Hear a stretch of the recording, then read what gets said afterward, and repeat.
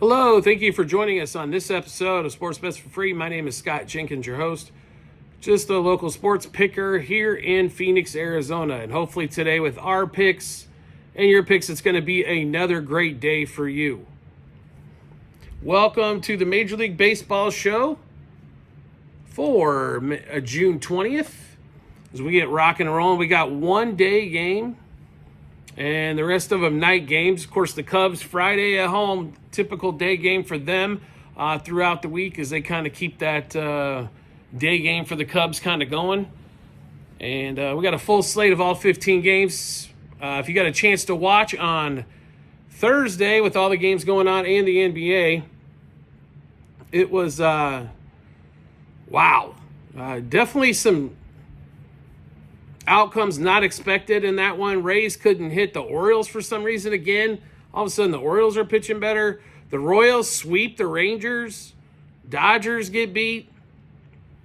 With Yamamoto, I guess we were right. Go against the handicap there and just play. When it comes to a Dodgers-Padres series, I think that's what we're going to do from now on. When those games come across, we'll just, whatever the handicap says, go completely the opposite. But I think we get back to a little bit of normalcy this weekend series. There are some good ones out there as well. So make sure you check that out. If you're new to our show, first of all, welcome. Secondly, we're primarily focused on four teams: Dodgers, Cubs, Royals, and Orioles. But we will give you picks throughout the whole lineup here. Just FYI, this is not a gambling show or a sports gambling show, even though that's the kind of people we attract. We're just going through Major League Baseball and who we think are going to win the games and maybe how many runs are going to be scored. That's all we're doing. So, anyway, first game up, 2:20 Eastern time. Cubs and the Mariners come to town, and George Kirby, ERA pushing 8 against Matthew Boyd. And to be really honest, when the Cubs made the offseason deal for Boyd, it was kind of like, okay, they got to start another starter. That'll help eat some innings. But actually, Boyd's been one of their best starters all season long. So Matthew Boyd getting a little bit of run here. Total's up there. It's approaching 10 this particular game here. We like the Cubs to win this thing. So the Bats yesterday, they scored 7 runs against the Brewers. They scored 5 in the game before that. They got rained out. So the Bats seem to be a little bit back this week as they struggled to score against Pittsburgh and stuff. And Kirby's given up a lot of runs everywhere. So the picks that we like in this particular game are the Cubs to win the game, Cubs on the run line, Cubs to get 5+ runs, Cubs money line for the first 3 and 5 and 7 innings. We like Kyle Tucker and PCA both to have a big day, Boyd to have some strikeouts and to get his outs and keep the runs down on that one there. So a lot of exciting stuff in that Cubs game. Should be a good one to get us started off for Friday. And, of course, everybody's going to want to know all about it is the standalone game that is early. Next game up, Texas and Pittsburgh. Everybody get excited. DeGrom and Burrows in Pittsburgh on this one. DeGrom's pitched pretty well. I mean, he's not the Jacob DeGrom that we knew like 3-4 years ago, but he's pitched pretty well. I'll say that much there. Really disappointing to see what's going on with the Rangers. Is they're one of the bottom 5 teams in offense. Normally, that had a lot to do with Corey Seager being out of the lineup. Josh Smith, I think, makes a big deal being out of the lineup. His numbers aren't like eye-popping by any stretch of the imagination, but he is good. No question about that. Burrows for the Pirates, nothing eye-popping there either. Last three starts for him, he went 5 1/3, 4 1/3, and 5 1/3. On that one there. So, and he hasn't allowed a bunch of runs, either. So that's, should be opportunity there for the Rangers. The total's at 8, and to be really honest, we don't like a lot of runs scored in this game. I've got no lean either way to who might win the game, but we don't see a lot of runs early, and we don't see a lot of runs late. So 8 runs. Definitely don't see him getting to that 8-run number. Next game up, 7:05 Eastern time. Yankees, who finally win a game. Congratulations to the New York Yankees. All right, Baltimore Orioles, Sugano going for the O's. And, the O's played well down in Tampa. Now they head up to New York. New York's a big favorite in here with Max Fried on the mound. So I guess if you lose, 6 in a row, all of a sudden you win 1 in a row and you're all good again. Total of this one at 9. We don't like a lot of scoring either way in this one. The Yanks did put up a 7 spot on Thursday. Don't know if they, but they scored 2 runs in 5 games before that. So what Yankees team are we going to see here? Total is at 9. Under, they might get to 9. So maybe playing a little, if picking under 9.5, if we adjust, adjust it a little bit. But, we like the under in the, first 3 innings, 5 innings, 7 innings. We like not a lot of runs scored there. The only innings that we typically are going to worry about with these two teams is going to be the 8th and 9th. We like the Yanks to score 5 or less. We like the Orioles to score 5 or less. We like Max Fried to go over 6 innings. Sagano to go over 5 innings. Sagano not to give up 4 runs. Fried not to give up 2 runs. And Rushman, Carlson, Cowser strike out. Judge, no home run. Stanton, who's back, him not to do much. Carlson not to do much in that game as well. Next game up, Rays and the Tigers. So Flaherty versus Shane Baz in this one. Tigers doing what they do, still the best team in the American League. Tampa Bay, like I said, really disappointing against Baltimore this week. Expected a lot more out of the Rays, just didn't get it in that one there. So this one here, it's basically a coin toss on this one. Is Rays going to have home field advantage? Flaherty got blown up in his last start. Shane Baz. Let's take a look at Shane Baz's last few starts here as well. 6 2/3, no runs. 5 1/3, 3 runs. 5 and 3 runs in his last 3 starts. And if we take a look at Flaherty, like I said, 5-7 record with the ERA over 4 and the WHIP at over 1. But against the Reds, he gave up 7 runs in 4 2/3. The game before that, 6 innings, no runs against the Cubs. And then against the White Sox, 6 innings, 1 run. Hasn't been striking out a ton of people except for the Cubs. They seem to have magical stuff that day. But hasn't been overly impressive so far with what Flaherty's been able to do this one. So even though both offenses can be extremely pedestrian, would be the best way to put that. That them to score 9+ runs and to get some early does make a lot of sense in that one as well. Next game up, White Sox go on the road to face the Toronto Blue Jays. So the Blue Jays offense seems to keep kicking along. Their pitching yesterday didn't do them any favors. As Gausman got rocked, a lot of stuff going on there that didn't need to go on. Just they lose 9-4 to the Diamondbacks. Martin versus Turnbull in this one here. I understand the Blue Jays are a sizable favorite here as the White Sox are on the road and their road record is no bueno. So I like the Blue Jays early and often in this one. I like them to win the game. Like them early in the game to have get an early lead and just kind of cruise on out against the White Sox, who definitely on the road struggle offensively. Then we get to the Marlins and the Braves, right? Who's not excited for a Marlins-Braves series? The Marlins continue to, do whatever they do, which is not much, right? So we got junk going for the Marlins. Last 3 games, 5 2/3, no runs. 4 innings, 5 runs. 4 innings, 1 run. So he's probably going to give you 4, maybe 5, the way it's been going so far. Fuentes going for the Braves. And we got Fuentes is brand spanking new. 20-year-old. I think he's making his major league debut, if I'm not mistaken here, as well. So what to expect from that? That is a damn good question. I will say this. They are playing in Miami, which is still the highest ranked ballpark for amount of runs per game scored. Totals around 9. So I would expect some runs here, even though both offenses can struggle quite a bit. The Marlins bullpen, not strong. The Braves bullpen, not that strong. The starter, we don't know.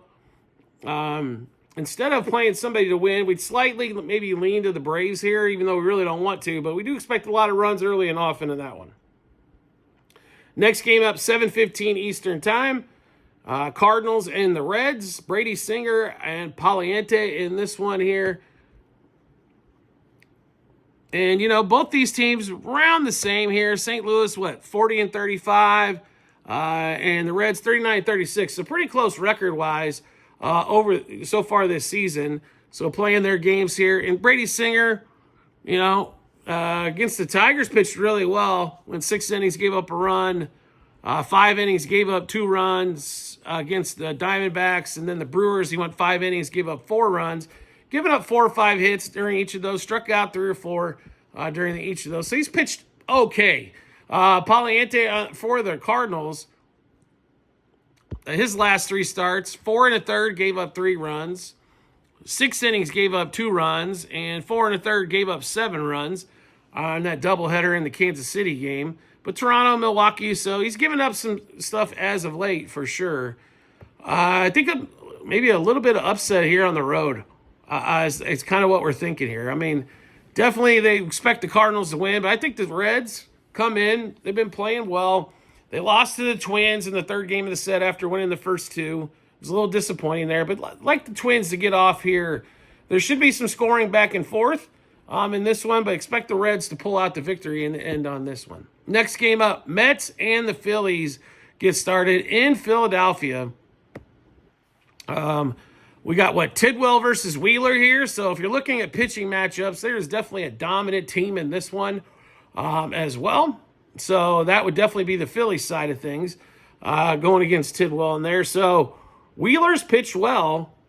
I mean, if you really break it down, I mean, obviously the ERA is low. I understand some people don't look at that, but except for 3 starts ago, the start he had against Atlanta, last couple starts, 6 innings, 1 run. And then the Atlanta start, which was 3 starts ago, 5 1/3, 6 runs. Last couple, he struck out 9 and 7 as well. If he goes 6 innings, he's got a great chance to strike out 7, 8 plus as well. So he's pitched up there. And the Phillies at home are really, really, really good. Just like a lot of other teams, obviously they play a lot better at home than they do on the road. The Phillies are no exception to that whatsoever.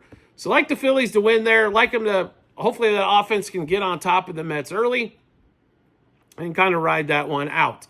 Next game up, Brewers and the Twins. This should be a fun one, folks. If you like pitching and you like guys that can throw the ball hard and got nasty stuff, this is going to be your game here with the Twins and the Brewers. Joe Ryan going for the Twins. Joe Ryan's been really good all season long. Last 3 starts, he has given up a few more runs than he had in the past. 7 innings, 2 runs, 5 innings, 2 runs, 5 innings, 4. For Joe Ryan, been striking at 7, 6, and 4. If he gets you 6 innings, he's got a great chance for 6+ Ks or so. He's good, but the young fireballer, Mizorowski, has been dominant. The dude will touch 102 miles an hour on the radar gun. He did miss his start, and they put up Freddie Peralta in the last game of the Cubs series. But this is in Minnesota. This is one of those things, again, Minnesota is pretty good at home. But if you really look at Minnesota's record, if it wasn't for that 13-game win streak, how many games under 500 would this team be?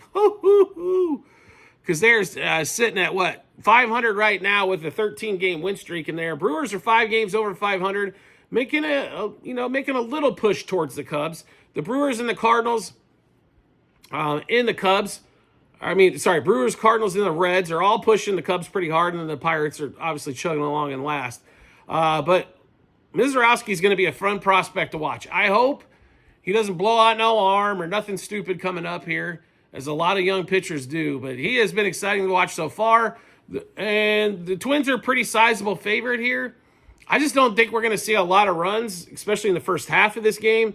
So might look, don't think we'll see a lot of runs there. Might not see a lot of runs total on this one, especially if you can get, I don't know if Mizorowski is going to be able to go 6+, but definitely think Joe Ryan's got a possibility to go 7+ innings in this one here. Next game up, also, we got a 8:40 start in this one Eastern time. Zach Gallen and the Diamondbacks against the Rockies and Mr. Gomber here for the Rockies. So Zach Gallen on the road has been good. At home, not so bueno. Gomber, we'll see what he's got here as well. He's just coming back. This is what, second start back. Is Corbin Carroll gonna play? I think he will with that. Even with that hand, good chance for if he can play there. Ketel Marte has been really good against Gomber lifetime. So has Corbin Carroll in that game there. Also, the other guy, I know everybody's really talking about, Hunter Goodman for the Rockies, has been really good. Catcher for the Rockies. Probably is he going to be their all-star? I don't know. 14 homers so far on the season. Pretty strong, right? OPS only 8 in the 840 range. He is slugging over the last 7 games, like 571. Over the last 15 games, 825 slug for him. 15 game, that last 15 game mark, by the way, 7 home runs during that span. So keep that in mind. They're only 25 years old. Maybe the Rockies found something, which means 4 years from now, he should be available on the market, right? The way it goes for the Rockies here. Like I said, Zach Gallen's been good on the road. So we would think Zach Gallen would get that game done and get the Diamondbacks a win. But I will tell you this, if you're a Diamondbacks fan, you have to have the patience of nobody I've ever seen before this year, as they have lost a lot of games and won a lot of games in the 8th and 9th. It seems like all of theirs seem to boil down to that. Even when they're down by 6 or 7 with 2 innings to go, I don't know if you can really count that team out. They seem to string hits together and get crucial 2 and 3 run home runs at big moments. The problem has been is their bullpen will also give up 7 runs in a minute, and their starting rotation, which they were going to rely on heavily coming into the season, has not been as good as they thought they were going to be. Zach Gallen being candidate number 1, Eduardo Rodriguez being candidate number 2. The stud of their rotation has been Merrill Kelly. He's been really good for them, but the rest of the starters have definitely left a little bit to be desired. And then losing Corbin Burns to a Tommy John, and who knows if we're going to see him. We're not going to see him in 25 for sure, but more than likely won't even see him in 26. So they're not going to see the results of that experiment till later on in the contract. It's an absolute shame, as Burns is a really good pitcher. Unfortunately, just the Diamondbacks aren't going to reap any of that big contract that he did sign for. Next game up, 9:38 Eastern time. I'm not Dodgers. How about the Astros and the Angels, right? One of the favorite pitchers to watch all season long has been Hunter Brown. He's on the mound. Going against UC, Mr. Left-handed strikeout specialist here as of late. Astros, one of those teams again that can't seem to score. They're definitely in the bottom half of the league in scoring, but somehow are leading the division. Hunter Brown with 8-3 record, ERA under 2, well up over 100 strikeouts already. So a great possibility for Hunter to go for 200 Ks. UC, the ERA is not too bad. He did strike out 10 in his last performance, which was really, really good. Striking out 10. Of course, it was against Baltimore, and they handle left-handed batters about as well as I do. But he did give up the 3 runs, 7 hits. Then he pitched the game before that, 7 in the third, 5 strikeouts, and game before that, 5 and no runs, 5 innings, 3 runs. He does give up quite a few hits. That A's game kind of being the outlier. He normally does give up 5, 6, 7 hits. So if you can string them together and get them at the right time, you can definitely get to UC here in that one. If you're the Stros, that's the issue they've had. Of course, they're still dealing with injuries. The Astros are a big favorite here. They probably should be. Like the Astros to win this game, like this game to stay pretty low scoring early. Just a question of can they pound out any runs late in that one. Next game up, 9:40 Eastern time. Padres, the most frustrating good team, or supposedly good team on the market, versus the Kansas City Royals, who all of a sudden have woke up and won 3 in a row after losing like 6 in a row. I guess as long as they're not playing the Yankees, they have an opportunity to win a game. Nick Pivetta, one of the stars of the Padres rotation, going against probably the Kansas City's worst starter, Michael Lorenzen. And no surprise here, the Padres are big favorites. But there's not normally a lot of runs scored in San Diego. Now, San Diego did put up a 5 spot against the Dodgers to get a win in that series. Congratulations to them on that one. We necessarily don't like a lot of scoring in this particular game. We think we think there's 8 or less runs, and under some, no runs really early in the first 3, 5, or 7 innings. Padres to score 4 or less, Royals to score 3 or less. Pivetta to go under strikeouts. The big reason for that is the Royals still do not strike out a lot, or do the Padres. I think we'll see a lot of ground balls, as we like Lorenzen not to get under 4 strikeouts as well. Pivetta to go 6 innings. Lorenzen probably to go 6 innings. The Royals will get some hits off Pivetta. I think he does give up 5 or so. Like I said, the Royals don't walk, and don't expect a lot of runs out of the Royals or the Padres early in that one. Also, wouldn't expect any scoring in the first inning in that one either. Next game up. If we could find where the heck we left off, right? Guardians and the A's. Should be an interesting matchup in this one here, right? Tanner Beebe going against Mr. Springs. Left-handed pitchers against Cleveland normally do all right, right? They normally do okay. Jose Ramirez in 6 at-bats only has 1 hit off of Springs. Carlos Santana for the Guardians does have a home run off of Springs out of 2 at-bats lifetime against him. So, I mean, they don't score a lot. The A's definitely, the A's, their strength of their team is definitely going to be on the hitting side here. But I don't think we see a lot of runs in this one. MLB is saying around 9.5 to 10 runs. I don't think we see that. Maybe they get to 8, maybe a 5-3, 6-2 game, maybe even like a 4-2 game, something to that effect. I don't think we see a lot of runs here. Cleveland's probably a little bit favored going on the road. Obviously, much better record. We expected a lot more out of the Guardians this season, but the offense has been the primary problem for them. Pitching has let them down sometimes, no question about. But I think the pitching's definitely feel the stress of we got to keep this thing at 2 runs or less in order to have a good shot. The Guardians have been shut out quite a bit, so in that one. Next game up, one of the ones we're the happiest to see all day long, 10:10 Eastern time, Dodgers, Nationals, and we're excited about the pitching matchup quite a bit in this one. Mackenzie Gore, Clayton Kershaw. Right? Kershaw, after his first start of garbage, has looked really good over his last few. Gore's leading the league in Ks. He's a lot of fun to watch as a lot of people strike out against him. And to be really honest, the Dodgers are full of left-handed hitters, which is advantage Gore. And they're full of left-handed hitters on the Nationals side as well, advantage Kershaw, right? Kershaw still going for 3,000 Ks lifetime. I think he might be there pretty soon. If I'm not mistaken, he only needed 28 or so coming into the season, if I remember that correctly. So Kershaw, he needs 12 more strikeouts to get to the vaunted 3,000 number as well. And Kershaw, his last 3 starts, 7 innings, no runs against the Giants, 5 innings, 1 run against the Cardinals, and 4 2/3 did give up 3 against the Mets. But you can kind of see he's starting to throw more and more innings as well. Strikeouts the last 5 in the last one, 7 in the one previously. The Nationals do strike out quite a bit, as do the Dodgers can help out there as well. So, MLB's thinking, around 8.5, 9 runs there. We don't think we're going to see a lot of scoring either. So expect it to be 4-2, 4-1, 5-2. Don't expect a lot of scoring early in the first 3, 5, or 7 innings as well. Nationals to score 4 or less, Dodgers to score 5 or less. We think Gore's got a really good chance, 6, 7, and 8 strikeouts, somewhere in that range. We like Kershaw there too, 4, 5, and 6. We think Gore can go 6 innings. He's been consistently doing that. Kershaw, 5+ innings on that one as well, in that one there. All right, next game up.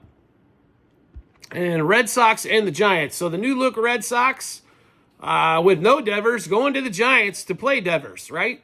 Bird Song versus Dobbins in this one.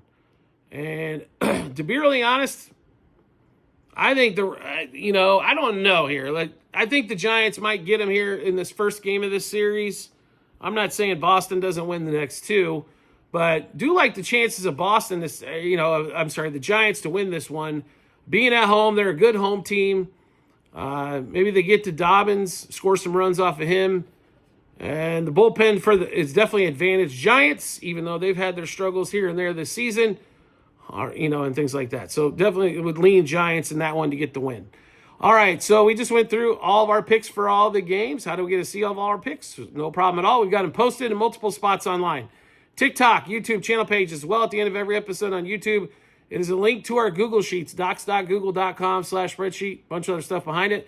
You can see all of our picks, and check those out as well when you get some time. Do you like the content you're seeing here and want to see some more? We'd love to have you along for the ride. All you need to do is hit follow or subscribe, depending on the social media platform you're watching us on. So whether it's on TikTok, hit the follow or subscribe. On YouTube, we'll show up in your follow or subscriptions tab when we drop a new episode like this one here for you to watch.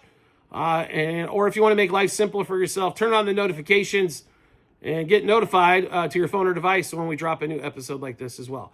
Also, private Discord channel is available if you want to get everything early. If you want to get bonus material as well, like we go over the PGA Travelers Championship this week. Also, you're getting NBA, WNBA. All that is bonus material for you as well. You can join the Discord. This is the last month of the introductory pricing. And we're also going to probably switch on how we pay for it as well. So you can go to TikTok at Sports Bets for Free. You subscribe. You'll have an option of a $6, $10, or $25 on that one there. Next month, I promise it will be 40 or more. So this is definitely the month to get in. You will be grandfathered in at the price you sign up as long as you stayed paid active for as long as you're on the Discord. A lot of people on there. Unfortunately, a few too many people upset last night at the Thunder, which there was a lot of people upset about the Thunder on that one there. So, baseball, like I said, had a little up and down yesterday as well. It was really good with the Brewers early, and then the Rays couldn't hit, and the Dodgers couldn't figure out to hit to the ninth inning. So sometimes people are upset there. Sometimes people are elated. You're going to get a great education, if anything else, plus entertainment value. Plus, you're going to get all the picks early and bonus picks. It's a great place to be. Subscribe to us through TikTok at Sports Bets for Free. Once you do, we will send you the Discord invite and get you all hooked up. We do appreciate everybody's support as always, and we look forward to seeing you on our next episode.